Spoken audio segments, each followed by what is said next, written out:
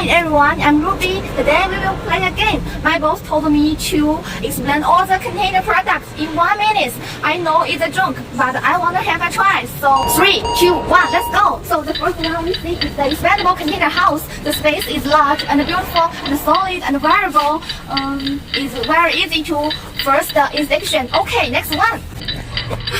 Yeah, the same one for the different features to meet your economic and custom demand. It's very cool, right?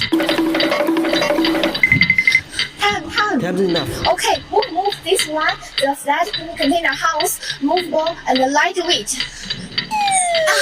Oh, I can't. And the modular design and the first to build, and the point is cost effective. The residence contain material, conference, hotel is very comprehensive. Okay, next one.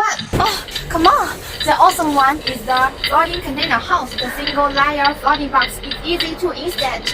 The main body is made in our factory. You only focus on the inspection of its interior direction materials. Multi-layer floating box is easily linked with both, and its connection made is varied and flexible.